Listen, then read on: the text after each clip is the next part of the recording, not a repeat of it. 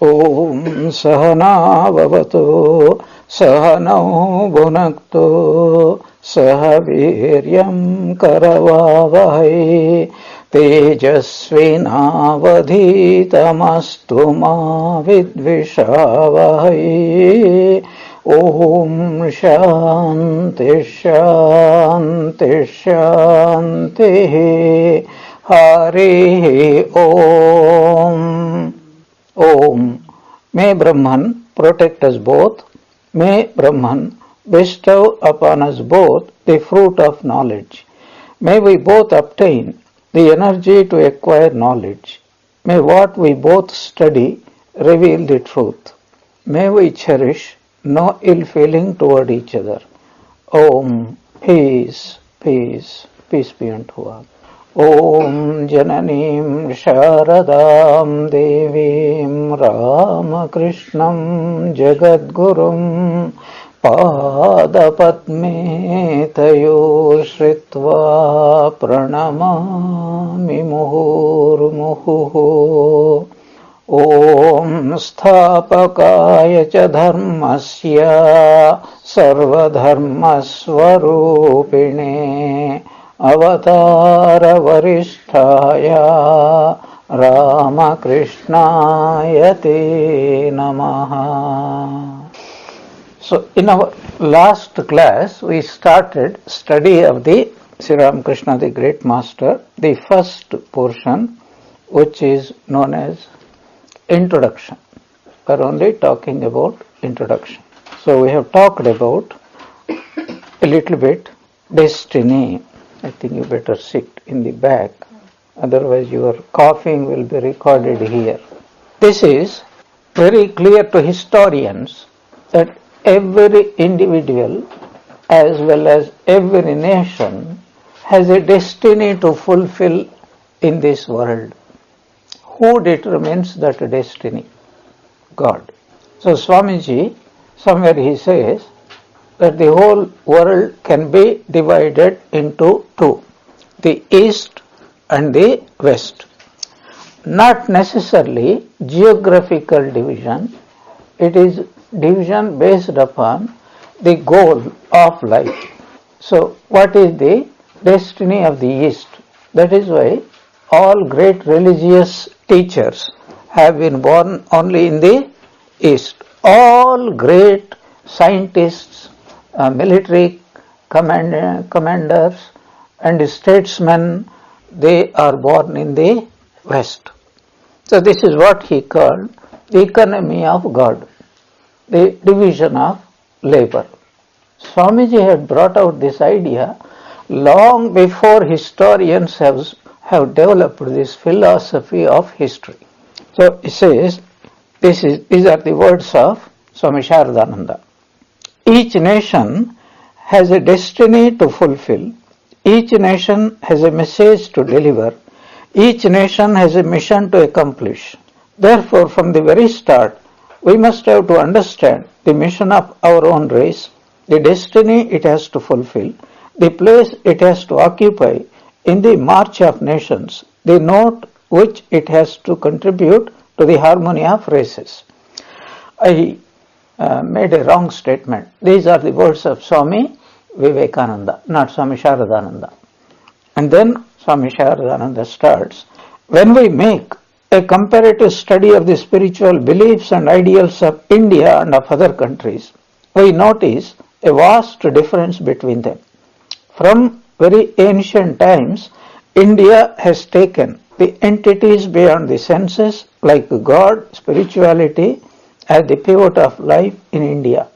The self, the next world, etc., they are real, and has employed all its efforts to their direct realization, with the result that it has made their immediate experience or direct knowledge the final goal of the national as well as the individual endeavor. Let us discuss this point a little bit. If you study the religion, history of religion of any country, you will never come across the word direct realization of God. Hinduism or Vedanta, from the very beginning, they used a particular word. It is called Sakshatkara Anubhuti. That means direct perception of God. This is based upon a psychological principle. Ignorance can be destroyed only by knowledge. Ignorance cannot be destroyed by anything. One of our Swamis beautifully has put it. Then every day you pour water to tulsi plants. Every day you go around the temples. It is not going to destroy ignorance. Not only that, you want to be a chemist. Study any other science other than chemistry. What do you become? The ignorance of chemistry can be destroyed only by the knowledge of chemistry, not by anything. So, my advice to some of our devotees is that when you have to cook, don't go on doing japam. Pay attention to how to cook properly. Then only it will be nice. That's why so many non-religious cooks cooking is far better than the so-called religious people's cooking. God will accept. There is no problem there. But Swamis will not accept. It's okay. Let us analyze this one. From the very beginning, from the Vedic time onwards, tameva viditva nanya atimrutyumeti nanya pantha vidyate ayanaya. Only by knowing, direct realization alone can one really atimrutyumeti, go beyond death. Now that word we also say mrutyorma amrutangamaya. What does mrityu mean here? Mrityu means you can have, so from ill health, disease to health, from mental disease to mental health, from physical disease to physical health, from ignorance to knowledge, from unhappiness to happiness. This is one way of speaking, gradually, slowly. But the final meaning is atimrutyu means you will never again encounter death forever. That means you become totally free. So who is free from death? God. So how can I become free from death? Only by becoming God. This idea is reinforced again in that even if a man goes to Brahmaloka, he has to come again. It's like, going to a 70-star hotel. Brahmaloka is like a 70-star hotel. But how long will you stay there? So long as the credit runs. After that, you will be there. Then some people raised. But what about the Shastras, scriptures tell, some people get Krama Mukti, it is called gradual liberation. Yes, there are some people who are interested in studying in having classes. Brahmaji especially holds classes there and you have to attend there. So it is a question of your choice. Do you want to attend my classes or do you want to attend Brahma's classes? Okay, so another way of understanding what type of words we use. In psychology, psychologists use a way of analysis. This is through words. What type of words come out of a man's mouth? This is also called free association. So that, suppose a person says, very sad, very disappointing, I am very pessimistic, again and again, more number of times. That means what is his nature? Of that nature. So, if we analyze the words in the scriptures, in our scriptures, only two types of words we get. One type of words is, if you are after happiness, go to heaven. If you are after total happiness, then go to God. It is called Abhyudaya and Nishresa. These are the two words again and again and again come in these scriptures. Whereas if you come to the history of in the Vedas, you rarely get the mention of war. But you take whether it is Old Bible or New Bible or Greek mythology, what is the most of the time, what is it that you see there? The fight between wars, this man stealing that man's wife, that woman running after somebody else. These are the things we see, Greek mythology. But in Vedanta, we also get war.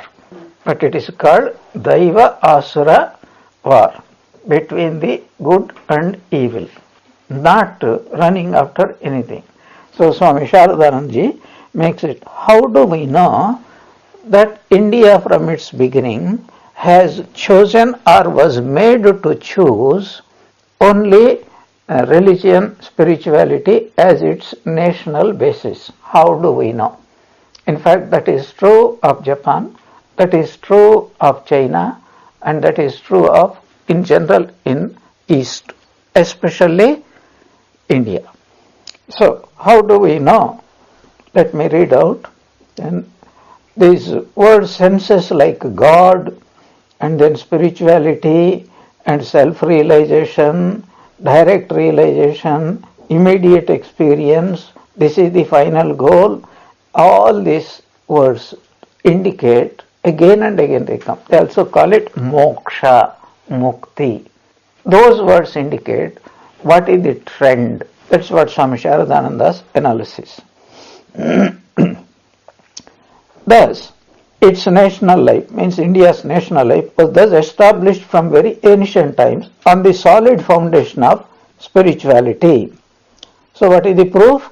That the religion of India is founded on God vision becomes clear when we reflect upon the significance of words like Rishi, Apta, one who has attained the goal of life, Adhikari, one who possessed of authority, and Prakriti Lina Purusha, a person merged in the cause of the universe, etc. These are the words we get again and again in the Vedas. So, then what happens? What is the cause for this trend?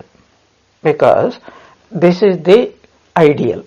But for an ideal to be established and to be continued, something else is necessary. What is it? Tradition.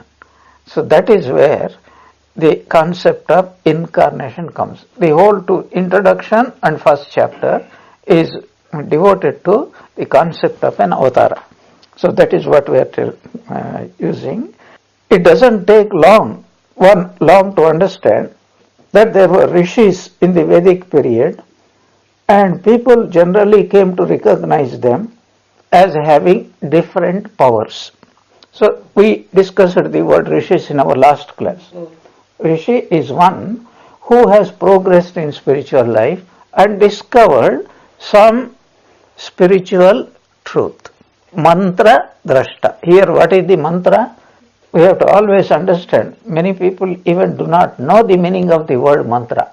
Mananat trayate iti mantra. There is a statement, and by constantly contemplating on that statement, a person becomes free. That is called mantra.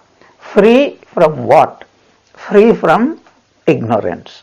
That is what is called Veda. The very word Veda means to know. What is to know? Swami Vivekananda analyzes, many people analyze. You see, we have got our eyes. The West also, they are progressing in knowledge. Veda means knowledge. West also is progressing. What is their progress based upon? 5 sense organs. Anything, not only science, art, literature, tremendous explosion is going on now. So much of freedom is given. Whereas in India, so much of freedom is given in, as far as religion is concerned, spirituality is concerned, so much of restriction, at least in the past. Now things have changed, have become upset. So Swami Vivekananda, he was a great student of history, and then he discovered that in the West, people bound religious authorities, priests bound people in religion and gave freedom in society. That's why society grew and religion became very narrow-minded. Whereas in India, the priests and other people, they gave absolute freedom in religion. Do whatever you like.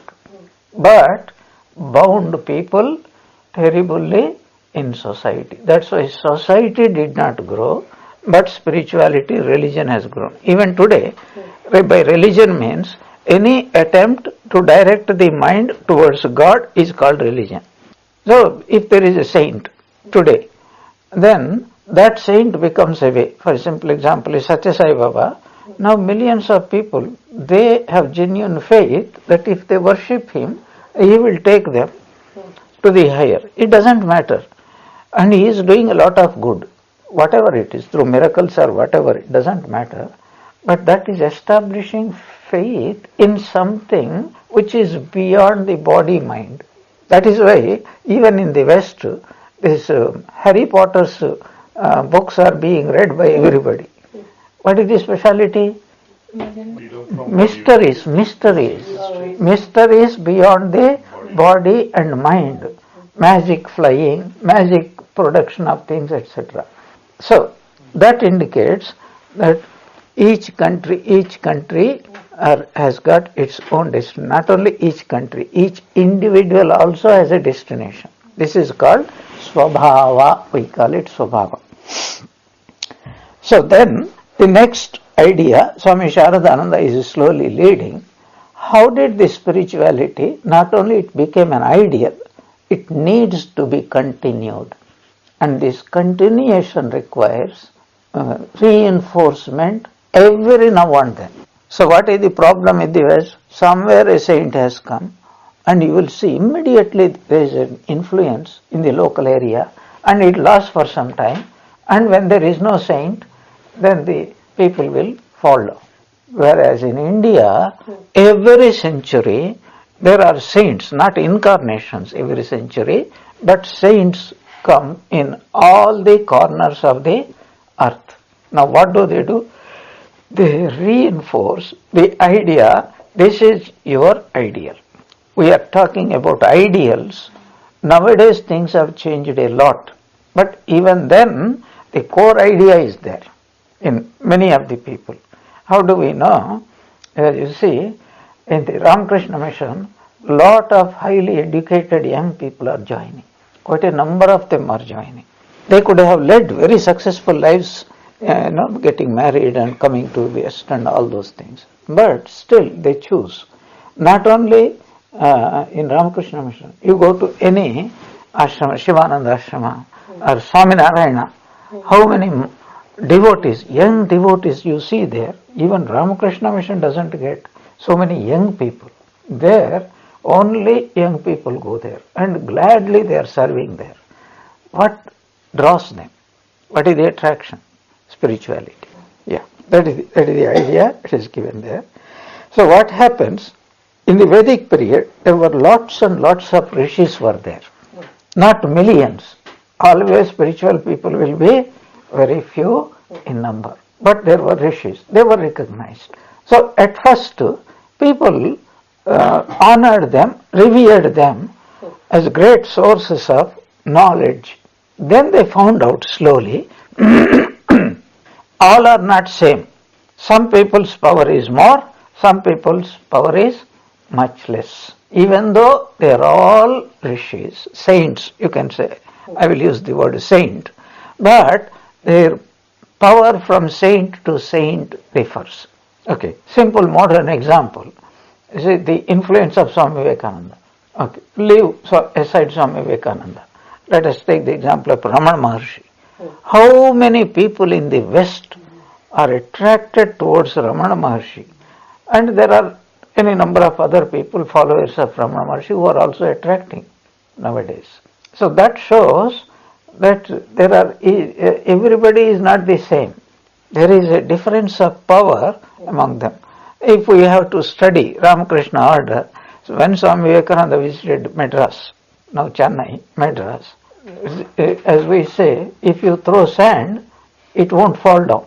So many heads, crowds.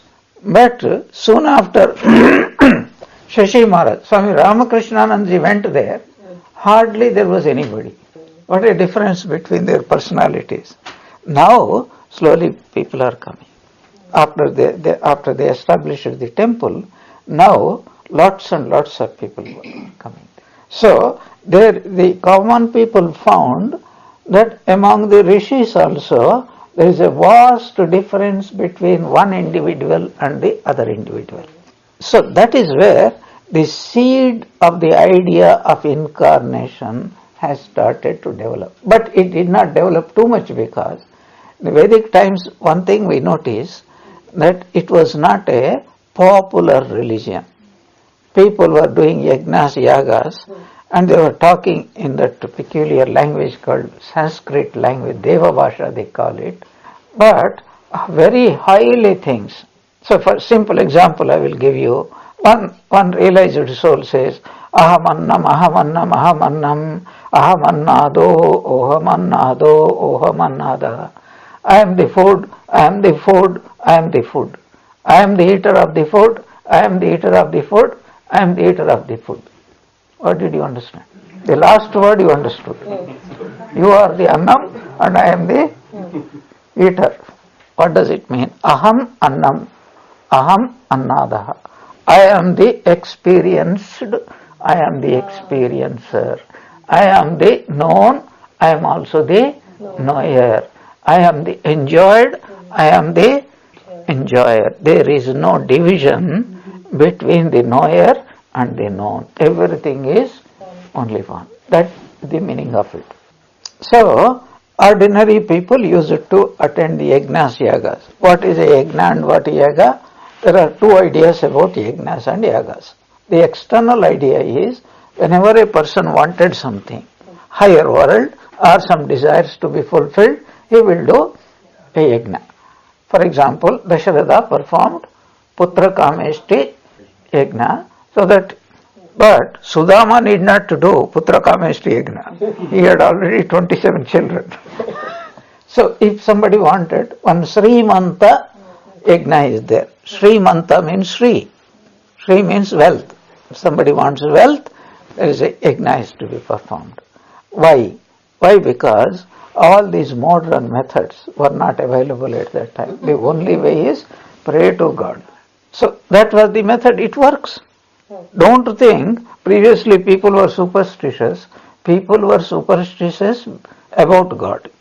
Now people are superstitious about science and other things. Nothing has changed. Only we are using different words. Who are better? Superstition about God or superstition about science and other things? Which is better? About God is definitely better. Okay. So this is the first germ of the idea of incarnation has come. Now why is this point so very important for us? You know why it is important? It is in India alone, the idea is now even now prevalent that God incarnates whenever it is necessary. Ask Christians, he had come once and that is enough. We are not going to allow him to come a second time. Yeah. But there is an idea in Christianity. If he come, when he comes second time, he doesn't come for uplifting the world. He comes to destroy the world. At that time, the souls will be judged. Who did good, who did bad, and all those things. Whereas in India, he comes both for the continuation of the world as well as for helping people in progressing in spiritual life. For both Abhyudaya and Nisresa, they will come. So people realized that not all the rishis were endowed with the same amount degree, with the same degree of power, and they soon came to believe that Ishvara, God, in his capacity as ruler for a cycle, was either a partial or a full manifestation of the all-pervading personal Ishvara, who is by nature eternally pure, eternally awake, and eternally free. In the hymn composed by Swami Vivekananda, Khandanava Vandana, that I don't know, 8th line or 9th line, Jrimbhita Yuga Ishvara Jagadishvara Yoga Sahai. Jrimbhita Yuga Ishvara. Indians, Hindus have a very peculiar idea. He said, every age has a ruler. Though God is there, God in every age becomes manifest as a particular ruler. He is called Ishvara. In fact, the very word Ishvara means the ruler. Isha. Yeah, Ishatva. And that particular aspect of God as Ishvara, for that, he also incarnates as a human being. That's why you observe these words. Jrumbhita, Yuga Ishvara means incarnation. Jagadishvara means Lord of the universe, eternal Lord of the universe. A part of him or another form of him becomes the ruler for this yuga, and he incarnates, a part of him incarnates, and that part lives between the relative and the absolute. That is what is called Akhanda Rajya. That idea Swamiji has brought in that was the Vedic idea. This was what Swami Sharadananda is telling, that this even a personal, all-pervading personal Ishvara, who is by nature eternally pure, eternally awake and eternally free, he incarnates either in a partial way, he is called Avatara. That's why it is called Avatarana. Christianity accepts incarnation of God only once. Islam never accepts a prophet. Muhammad is a human being, not a God.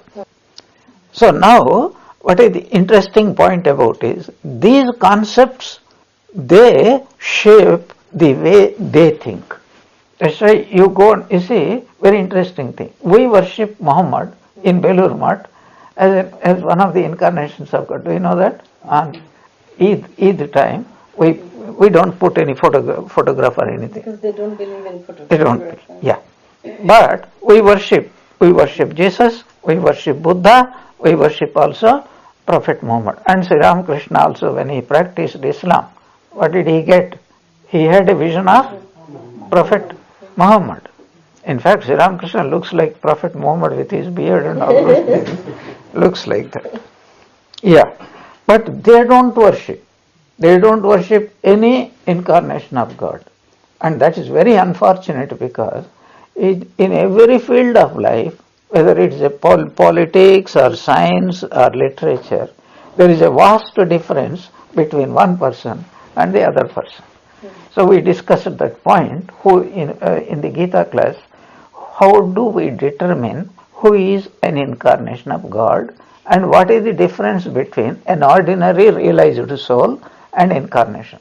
If you remember, I think I mentioned how many? 9. 8 or 9. 9 points of difference.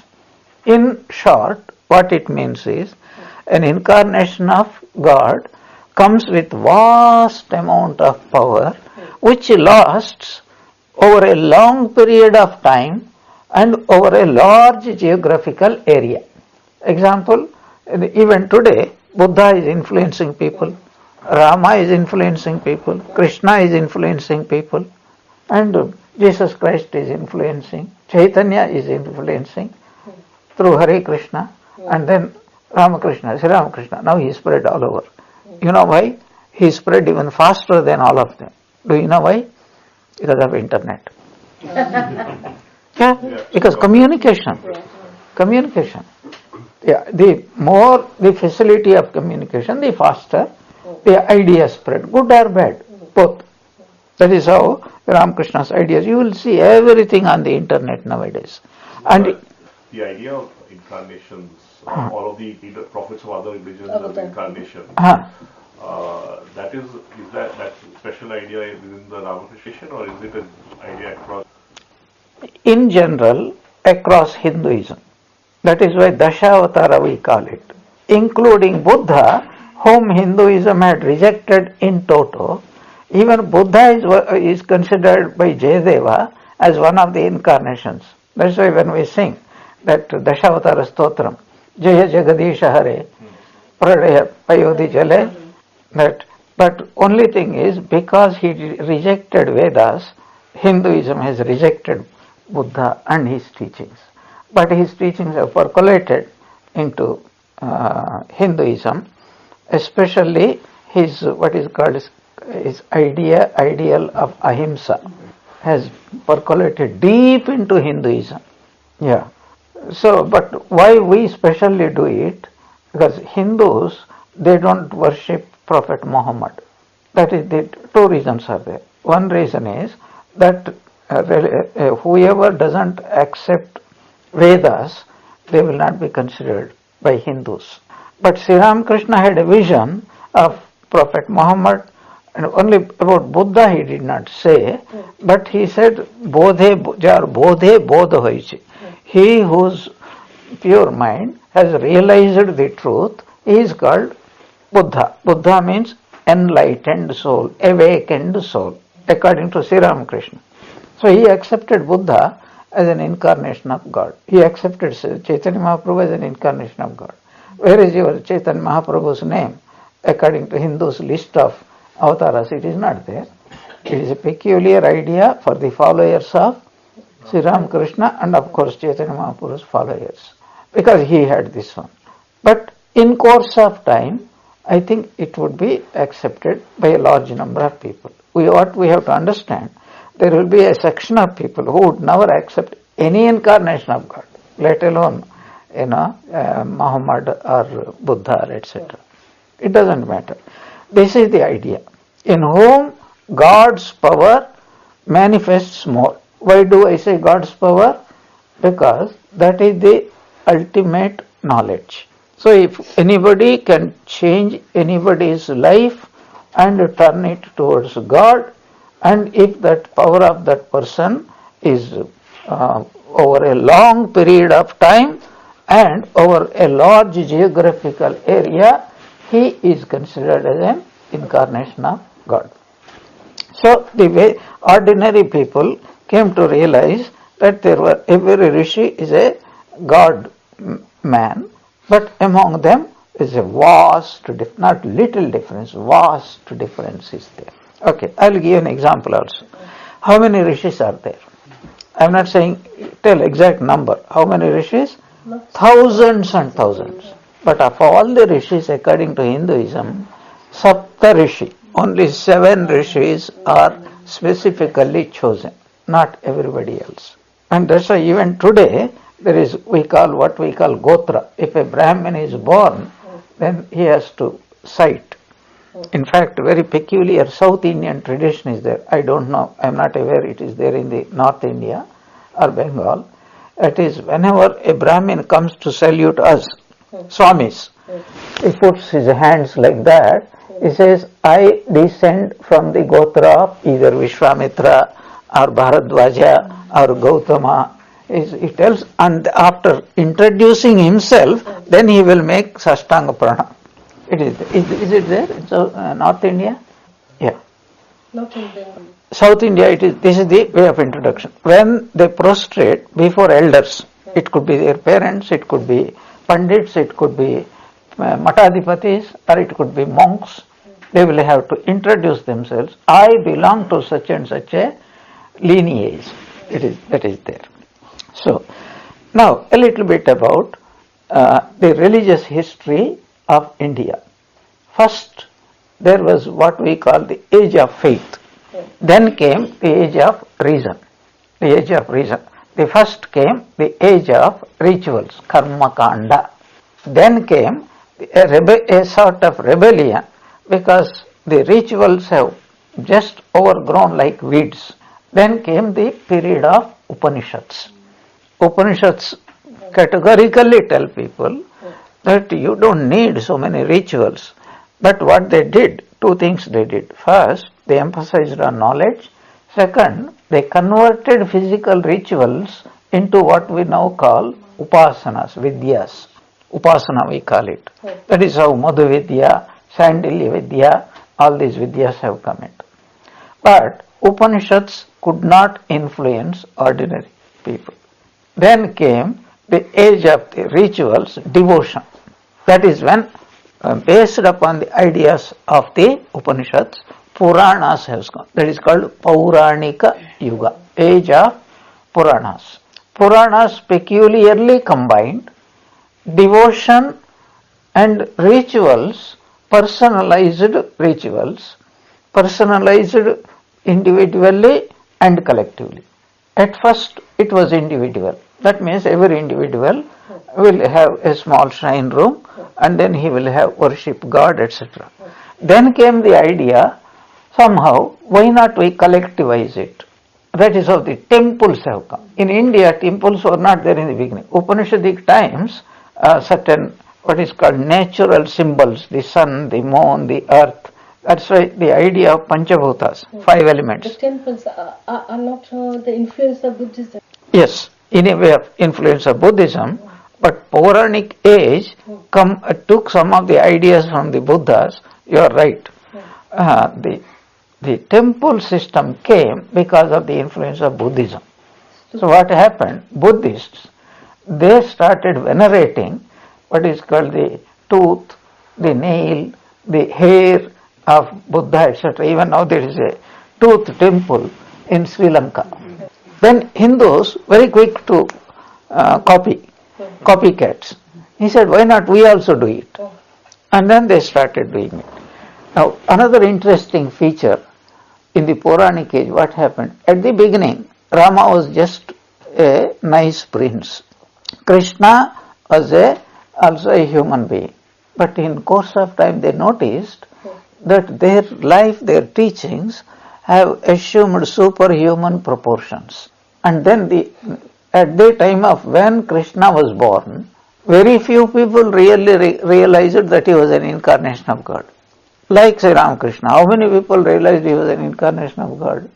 The more time is passing, the more we come to realize, looking back, oh, this man, his life is so marvelous, it can't be compared with anyone else's life. Same thing happened, only thing is, in the past, it took a longer time. Now, it takes very short time. Now, even those who are not incarnations, they are also becoming incarnations.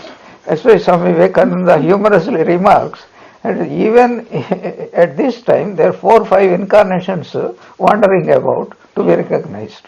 One young man came, Swami Vivekananda. He said, sir, you certify that my Guru is an incarnation of God.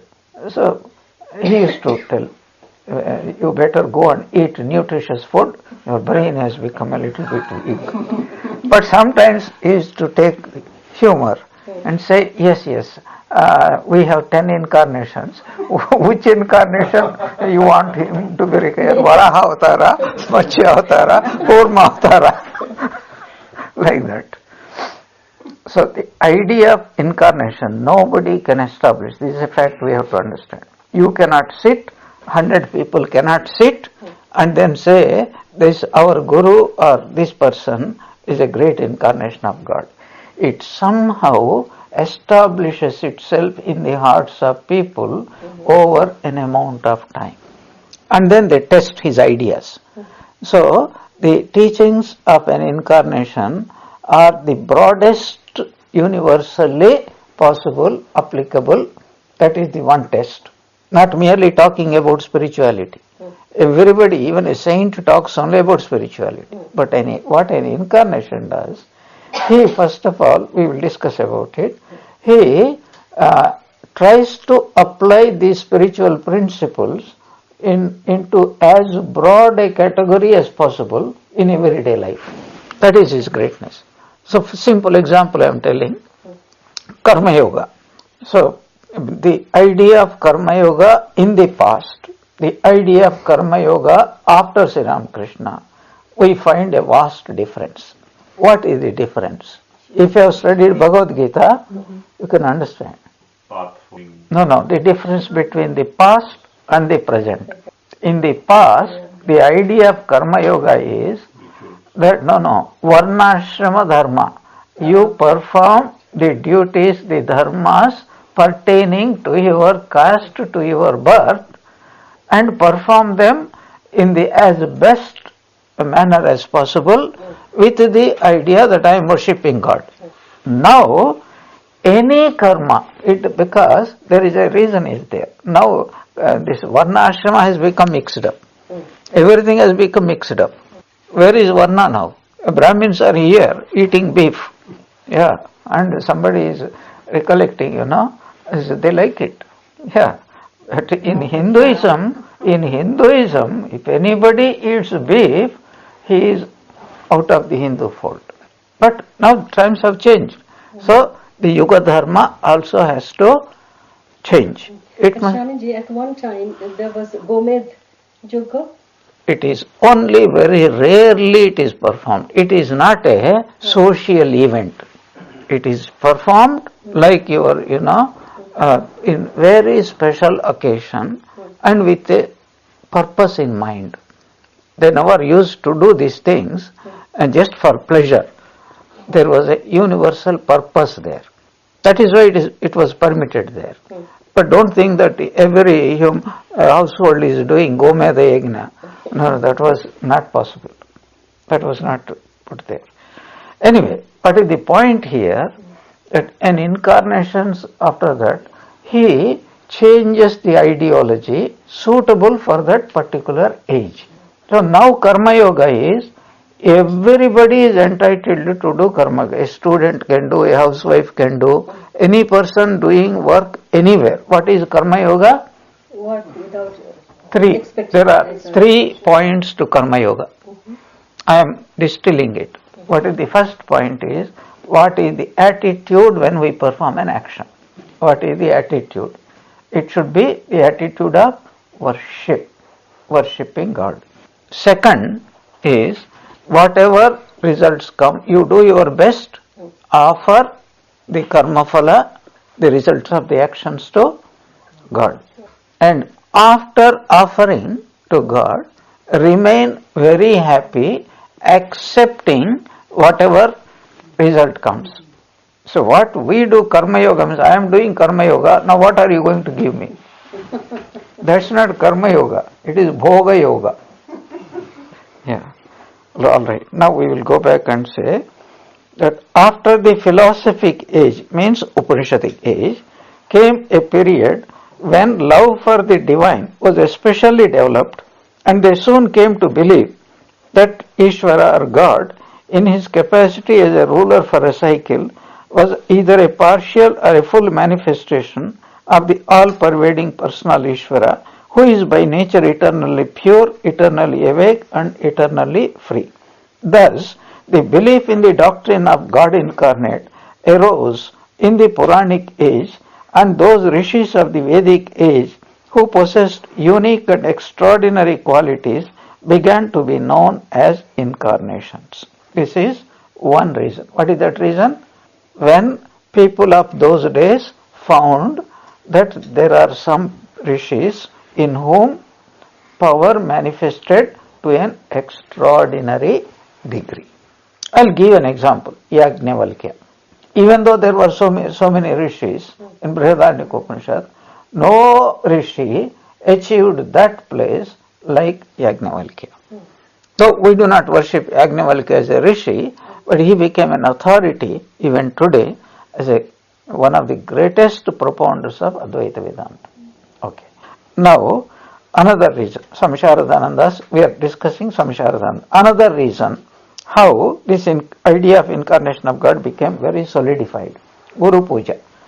From the beginning, so in the Upanishads you get that if a disciple wants knowledge, he will always go to some rishi and puts questions. How can, this is my problem, how can I attain God or knowledge, whatever it is. Examples, Kathopanishad, Nachiketa and Yamadharmaraja.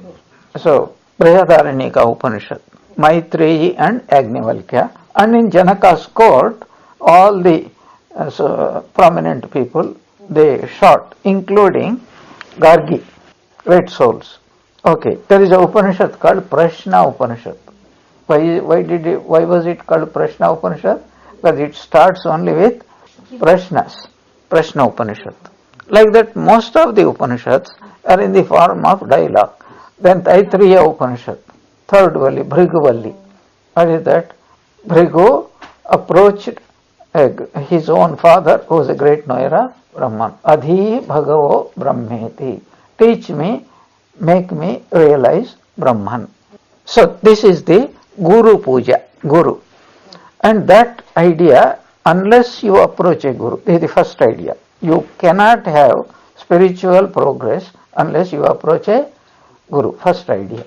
Second idea is, even if you approach a Guru, how to approach a Guru? So they have to take with fuel in hand. What is the condition? Fuel in hand. Now what happened, that one Maharashtrian gentleman, he wanted to become a disciple of Swami Vivekananda. And then he approached, not with fuel, and then Swamiji gave him a condition. What was the condition? No, if you want to be my disciple, if I ask you to climb the tallest branch of a tallest tree and jump from there, you should not instinctively put your hands like that. Okay, a funny incident happened in America. When Swamiji was staying, I think in Thousand Island Park, two ladies approached with some firewood. They read in the translations, one should approach a guru with firewood in hand. And Swamiji appreciated them very much. So what is the idea? What is the firewood? There are two reasons are given. One reason is that in those days the guru also, most likely a rishi, used to perform yajnas yagas. So he needs firewood. But that's not the main central idea. The central idea is, if I have my personal opinions, I should be able to burn them before I approach you. That is the real idea. That means, otherwise Sahana Avatu is just now chanted. Sahana Avatu, Ma Vidvisha Vahai, may we not have differences of opinion. My opinion is also valuable. Guruji, I honor your opinion, but you should also honor my opinion. That doesn't work, because you are coming to me as a seeker. So it is, you don't have that knowledge, so you can't have opinions about that knowledge. Narada approached Sanat Kumara, Chandogya Upanishad. Why did you approach? What do you want? He said, I want to know about Brahman. Okay, so far what have you studied? Do you know what he said? I studied Vedas, I studied Upanishads, I studied all the 64 months. There is nothing left out. I am a living, walking encyclopedia. Then what for did you come? Because I am going to teach you the same Upanishad. The Upanishad is telling that Narada said, I studied all the Upanishads. Here. That's what some person also comes here and then tells, Swamiji, I studied, if you don't believe me, I have my Kindle with me. I can show you. I have downloaded all the Upanishads from the internet, I have studied. Then Narada gives a beautiful reply. He says, Sir, Bhagavan, that I heard that this intellectual knowledge will not solve the problems. I have to realize. And that is where he said, unless it comes from the mouth of a guru, it cannot become fruitful. That's what. And Sanat Kumara says, yes, you are right. And then he leads him. Very beautiful conversation is there. So this is the idea of the guru from the very beginning. That's why in Hinduism, there is no Hindu, true Hindu, who doesn't venerate his guru blindly. Guru Brahma, Guru Vishnu. It is there. The idea is wonderful idea. We have to be humble, because if I am, what is the idea? If I am not in a receptive mode, the guru may give, but I won't be able to read. Example, Sri Ramakrishna wanted to give everything to Swamiji. What was his reply? I have got my parents at home. That means what was he telling? I am not in a receptive mode. And also Vaikuntanath Sanyal and Kalpataru day, Sri Ramakrishna touched him, he was not in a position. Sri Krishna gave Divya Chakshu to Arjuna and he could not retain it. So that is the idea, Guru Puja. So he says that another reason for accepting certain rishis as incarnations was the practice of worshipping the spiritual teacher. That's why he said. And that is why in the Taittiriya Upanishad, the instruction given for every brahmachari convocation address, returning home is Matru Devo Bhava, Pitru Devo Bhava, Acharya Devo Bhava, Atithi Devo Bhava. Acharya Devo Bhava. Don't consider your Acharya as an ordinary mortal. So the idea is, he may be ordinary mortal, but in your eyes, he is not an ordinary mortal. This is a very important point. Your guru may be an ordinary person, but you are not the person who is authorized to think he is an ordinary person. In your eyes, Mad Guru Jagat Guru. Otherwise, you will not progress. Yeah, that's why Sri Ramakrishna's beautiful saying, Jagdapi Amar Guru. Even if my Guru visits toddy shop, even then for me he is God himself. That is the idea that is given. So what is the important idea here? So it is not that Guru should be great. It is we should, if we can really consider another person as God, and if we can establish that idea, my Guru is God, then it is easy for us to extend that idea slowly to everybody else. That is the idea. See God in everybody, everything. At first, people looked upon and worshipped the Guru as belonging to a different and higher type of humanity. Their idea was, our Guru is a human being, but he belongs to a very higher category. When men had proceeded thus far in the worship of the Guru, it did not take them long to identify him as an incarnation. That is where in this person, God's power is manifesting much, much more than in other persons. So that's very important idea for us to understand. Hindus are not superstitious about incarnation. They are very rational. What is it? If you find in any person greater amount of power, you have to consider that that person is manifesting God's power more than other persons. Fair enough? So that is how the idea of an incarnation slowly it is spreading. The experience of the attributes, actions and nature of Ishvara during the ages of the Vedas, Upanishads and philosophical systems appears to have gradually assumed a more definite shape and then given rise to the belief in the doctrine of God incarnate in the Puranic age. Slowly the idea was developing. Then Puranic age came. In the Puranic age, for example, Bhagavatam. In Bhagavatam, what is Bhagavatam? The story of Bhagavan is called Bhagavatam, to be very precise. Of them, Krishna's incarnation is one incarnation. There are so many other incarnations are there. The most prominent person has become the most prominent incarnation. Who is that? Krishna. Why was he called? He was called Purnavatara. Purnavatara doesn't mean God himself has come down. He can't come down. But in him, the most power of God has become manifest. What do we mean by most power of God? You have to understand clearly. That incarnation who becomes ideal to as many types of personalities as possible, that incarnation is great. What does that mean?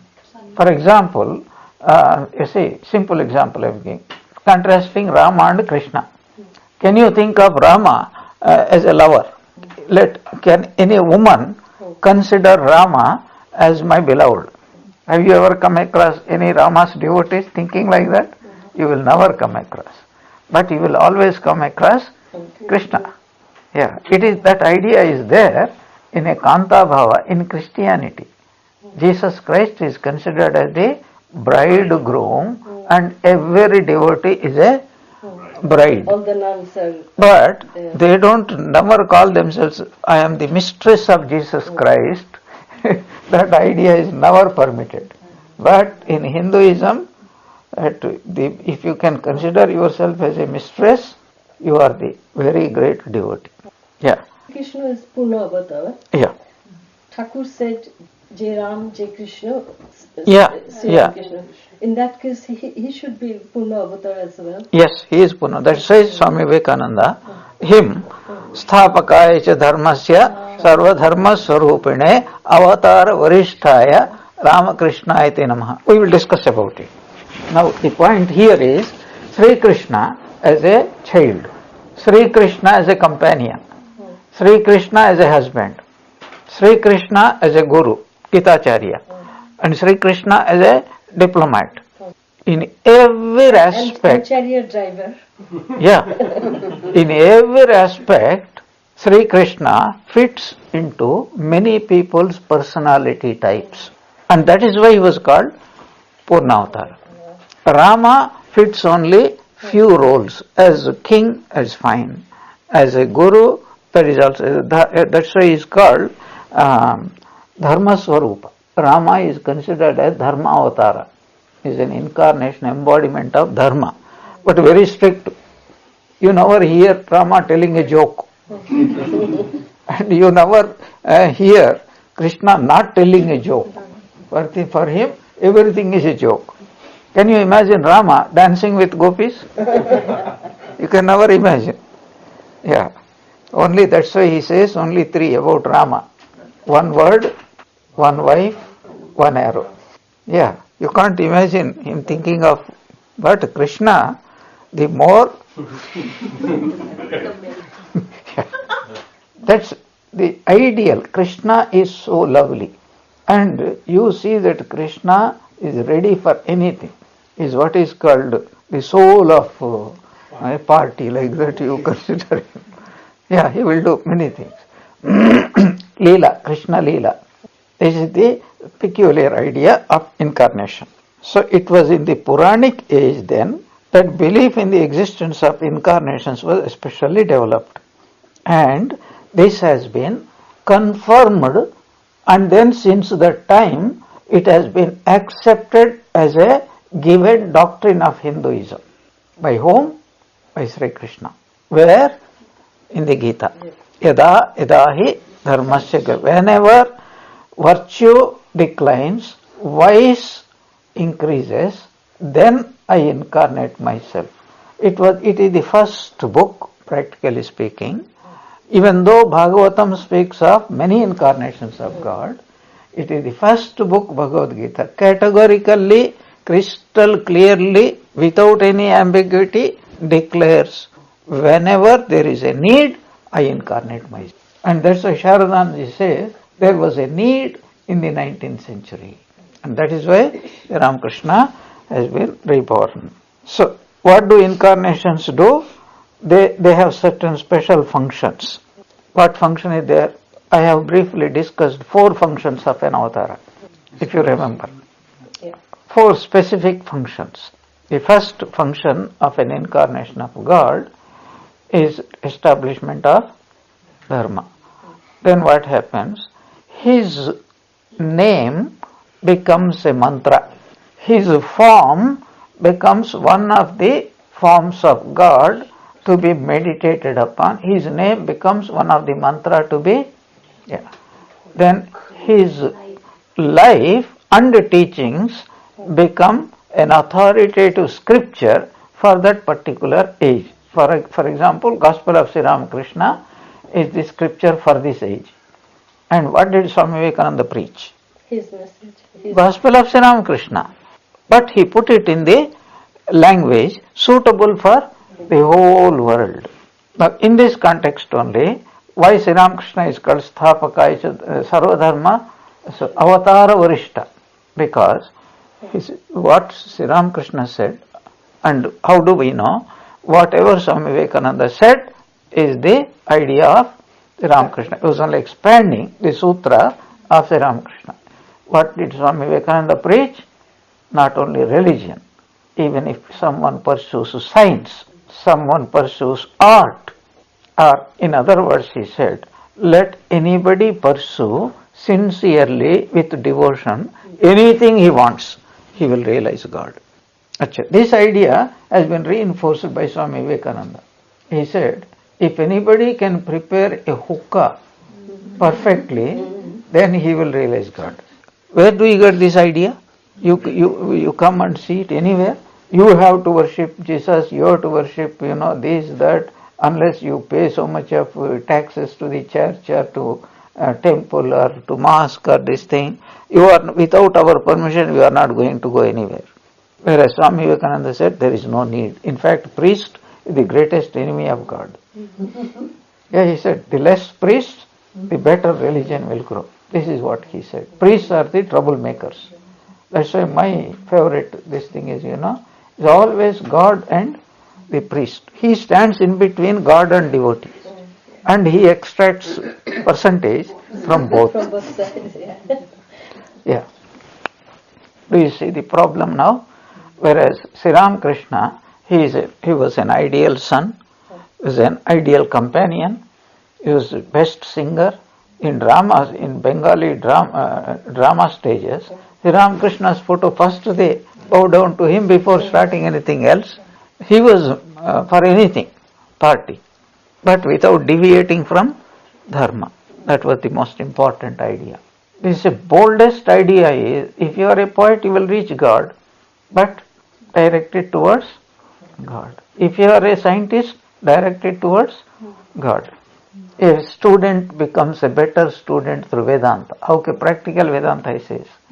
What is the benefit of Vedanta? A fisherman becomes a better fisherman. A student becomes a better student. A cook becomes a better cook. Even he suggested Girish Ghosh to offer wine to God. Yes, it is anything. In Indian, what is called history, everything is directed towards God only. That is why you want to become a musician, sing about God. You want to dance, dance about Krishna's Leela and all those things, Bharatanatyam and all those things. Everything directed towards God. In fact, in the past, even Christianity, Gregorian music and all that, directed only towards God. The very church itself is a symbol directing one to God. You know the steeple? Yeah. What does the steeple indicate? That you direct your mind towards God. That is the idea of that. Okay. Coming back then, incarnations give new ideas, and their sole purpose of coming is to re-establish and shape the existing religion. What does that mean? Eternal values for a changing society. The eternal values never change, but the society is always changing. How to apply those eternal principles to a changing society? Who can do that? Only an incarnation of God can do. Why? It is like if the Ganges, a huge river, is flowing, who can stem that tide and turn back? One individual might influence another individual. But to bring about a revolution in the realm of ideals, only a great incarnation can do. And that is slowly coming back. Can you imagine the church pope telling that all religions are valid? Have you ever heard? Recently this man, the present pope, made a statement. Previously, I will tell you, 3 stages were there. The first stage was, every religion is no religion, Christianity is the only religion. The second stage is, all religions are imperfect religions, they prepare one to come to Christianity. Only few months back, I think 2 months back or something, the present Pope had issued a statement, every religion is taking God to the same goal. How did he come by that idea? It took time, but these Ramakrishna's ideas, which Swami Vivekananda preached, on the last day lecture, if you see, that the bell is tolling, when the time will come, when every religion recognizes that every other religion is true, leading valid path, not the exact words, leading to the same goal. That was the last speech of Swami Vivekananda. He spoke. Okay, this is what we are talking. Next point, he says, when does God arrive? When does God incarnate? The time and circumstances regarding the occasion of an incarnation's coming to the earth. Here, a little bit Swami Sharadananda analyzes. As science daily brings east and west closer to each other, the eastern outlook on life is gradually undergoing a change and conforming more and more to the western pattern. It's a very important idea. Even though this book was written, and it's how many, almost 100 years back, even now it is applicable. In the whole world today, if I ask you this question, whose influence whose civilization or whose culture is spreading all over the world? Western culture. It has got both good sides and bad sides. You don't forget it. Both good sides and bad sides. What is the good side? Life has become much better because of the improvements in science and other things. But at the same time, this freedom, everybody says, I would like to do what I like to do. That's a very pernicious idea. That is spreading very fast in everywhere. Japan and those countries were the first. Then India was the first. How did it happen? When the British people occupied countries like India, Burma, etc., and then went to Africa and other places, what was the first thing they did? To establish a peculiar educational system, Western educational method. And this educational method has proved to be both a blessing and also a curse. What is the blessing? It connected every isolated country to the whole world. Today, English language is the international language. Practically everyone understands English language, majority of the people. Okay, so it connected.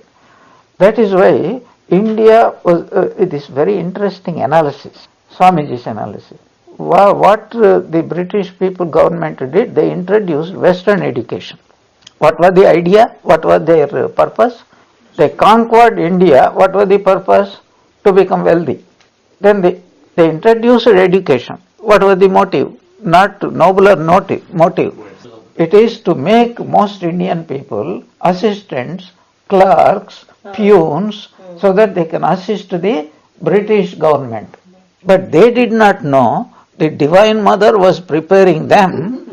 Through this media, they are opening the intellectual doors of the people. Once the people learn how to reading and write English, then the flood of ideals from the West started flowing. Like for example, liberation in France. It influenced many people. So that was unintended consequences. They did not want it. Not only that, Indians turned rebels is because of that education. Had not they introduced that education, India might have still been under their rule. But unfortunately for them, fortunately for us, that this idea of education. So today, all of us are able to speak and to communicate various languages. Which language? English language. Because we have to convey the ideas. This conveying the idea is what is bringing the whole world together. And both good and bad. Is it good or bad? It has both good side as well as bad side. But we have to, it depends upon each individual how we use that facility for our good. That's what we have to recognize. And what Swami Sharadananda is telling here, that the whole Western culture, as East and West are coming together, the Western pattern is spreading, and says this becomes clear from a study of the history of Persia, China, Japan, India, and other Oriental countries, including Africa. The West, because of the advances made in science, began to worship objective matter. That is, the more science is improving, it has how many deleterious effects are there. I will come to that because it is here. Although capable of achieving great progress in physical science, the procedure just mentioned could not lead men to the knowledge of the Atman. That is the reason why Japan and other Oriental countries, which have modeled their national life entirely after the West, cannot, with all their love of country and nation, escape the evil effects. What are the evil effects of the Western culture devoid of spiritual knowledge? What are the results? Evil results. I am not talking about the good results. I am talking about evil results. What are they? So, mental illness. First thing is mental illness. How many are there? So, 1, 2, 3, 4. 4 categories. Mental illness. How do I know?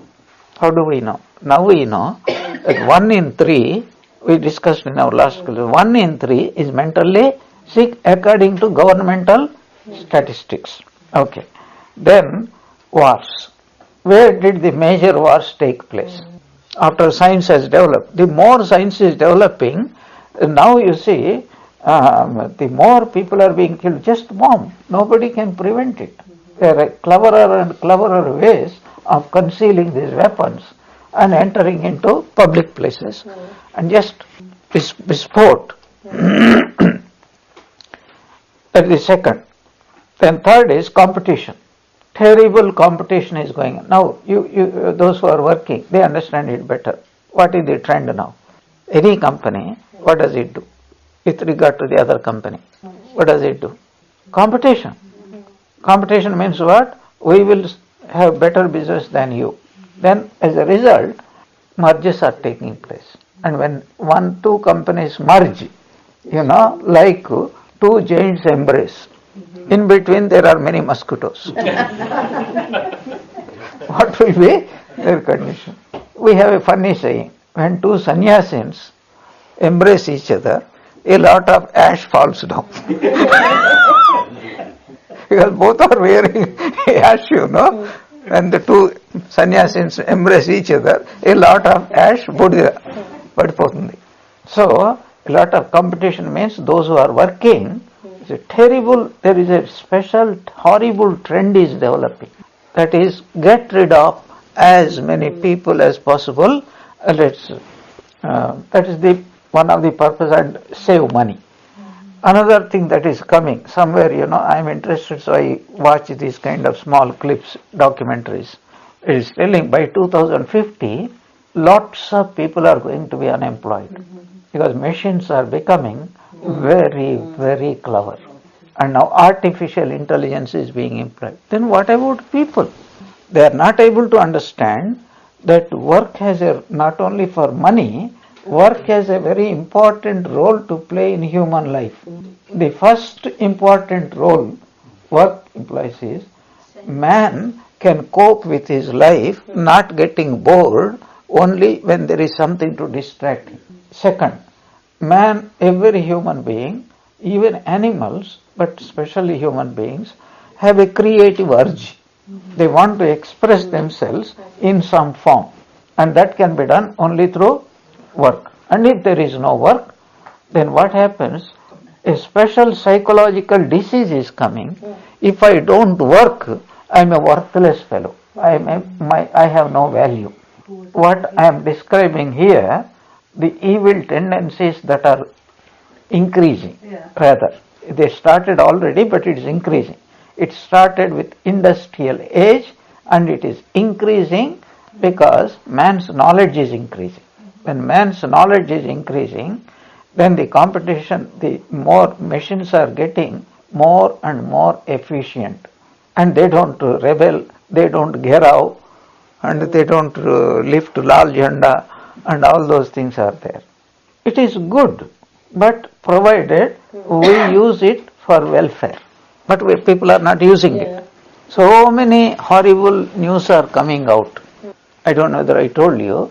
Recently in the TED Talks, there is one TED Talks is there, one 5 minutes clip is there. It is telling that newspapers and news journalists, their freedom is being stifled more and more.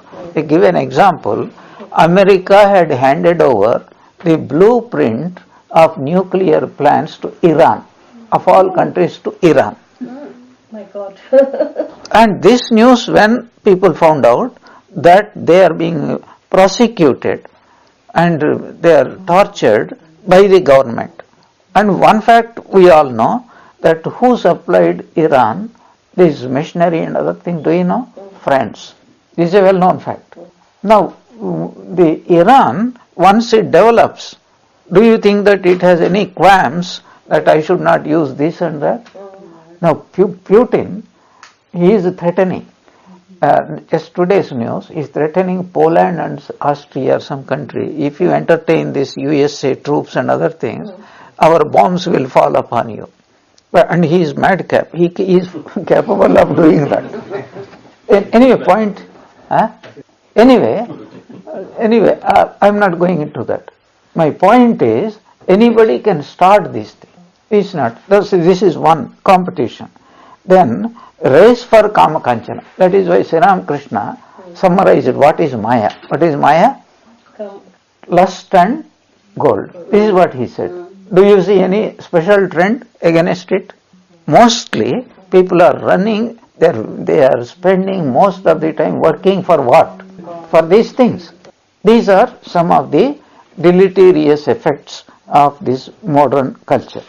But what was India doing?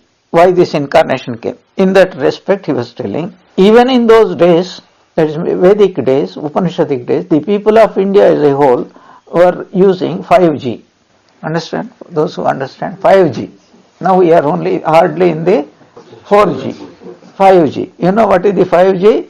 Guru, Ganga, Gayatri, Gita and Gau. And? Go. Cow. Go. Yeah. G. All will start. Guru, Ganga, Gayatri, Gita, Gau. G. 5G. Ideas from the Ramayana, the Mahabharata and other religious books inspired and guided the life of every man, woman and child.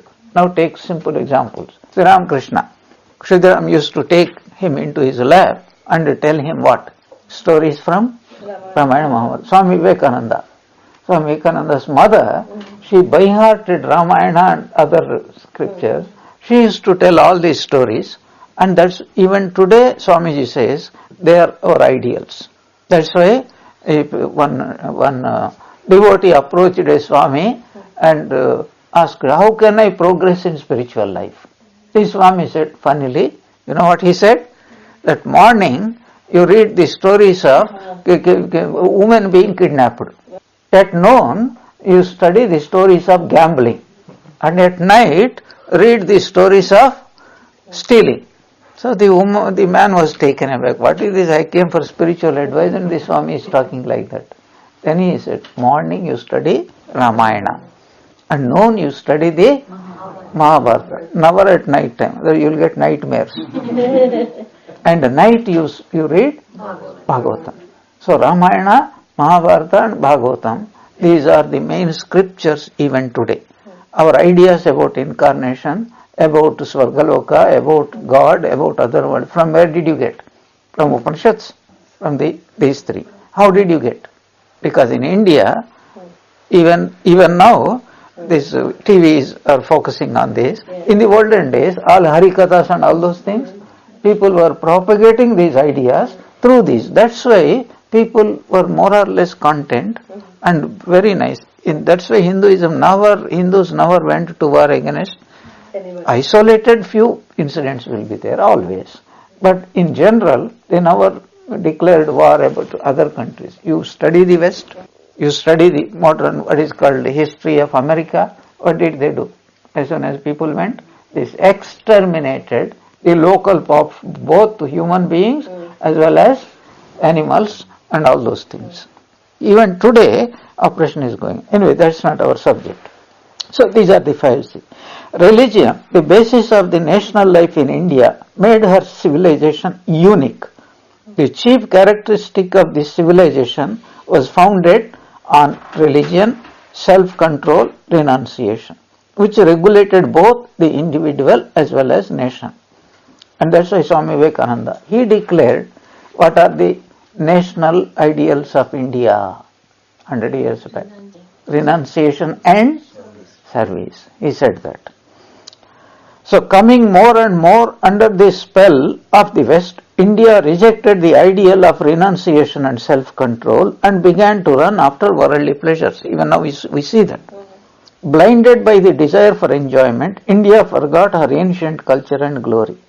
And then people started preaching, all the downfall of the generation of India is due to their religion. And in Hindus are idolaters, they should be taught, and we have to follow the West.